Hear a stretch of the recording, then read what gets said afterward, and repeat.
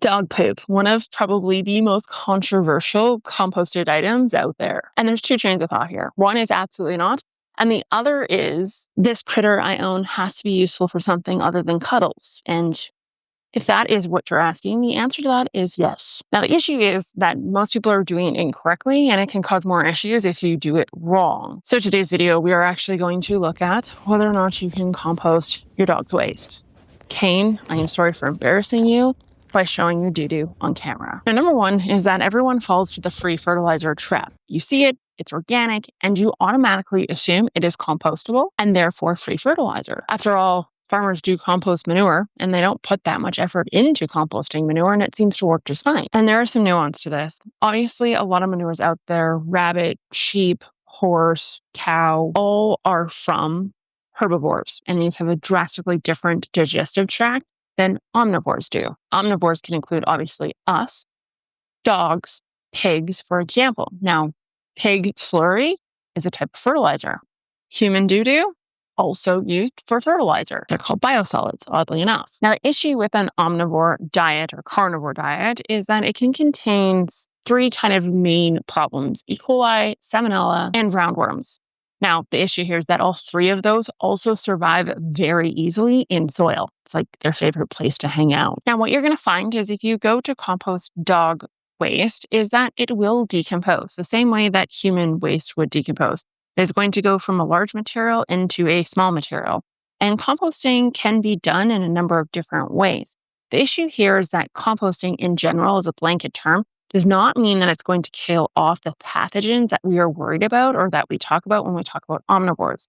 The only way to do this is through heat, and more specifically, sustained, prolonged, and high heat. Now, the issue is that a pile of compost can look dark, fibrous, smell like compost, be fully decomposed, and never have hit any sort of heat, and therefore still completely contaminated with all the pathogens we're worried about. And this is obviously even more true in our cold climate, where getting that heat is near impossible certain times of the years. And even during our regular season can be difficult if we're talking about duration. So the question is, can you compost it? And the answer that I think a lot of people are expecting me to say is no, absolutely not. However, you can compost it. The question becomes, should you compost it and then use it in a vegetable garden? And that is something that you're going to have to assess on your own. For example, large composting facilities on an industrial scale oftentimes compost things that are not supposed to be composted or that you absolutely cannot compost at home. For example, compostable plastic we always hear about that never seems to compost in our own gardens.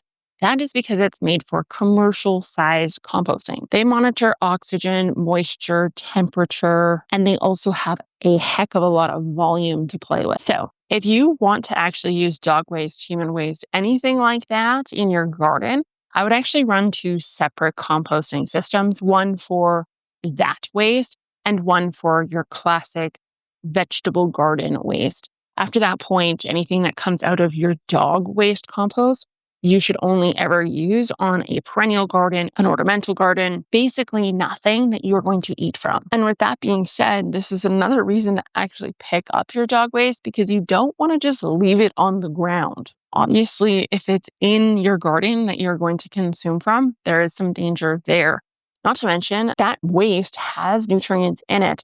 And it has water-soluble nutrients, which means if you leave it in situ and it rains, all of that runoff, if you will, can end up in your garden, which can end up with excessive levels of nitrogen, which can lead to more disease, more pests, that sort of thing. Now, for your average gardener, for most gardeners, I would say steer away from this. Don't go this route. It's probably not something, I don't think most gardeners are as good with their compost as they may think they are. But if you're confident and you're using it in a perennial garden, go out. It's absolutely something you can do. Just keep in mind that there are some risks. I think this was the question that was asked the most out of any of the questions asked this spring when people were going in the backyard to clean up, which I found kind of funny. So that means it was probably a cold winter where no one actually went outside to clean their dog doo-doo up, me included. So there's probably quite the abundance at the landfill here just recently. Anyways, I will talk to you guys next time. This is the video that Google says you need to watch. And that is my latest and greatest. I will talk to you guys next. And that is the video on human urine and whether or not you can use it in your garden. You guys ask the questions. I just answer them. What can I say?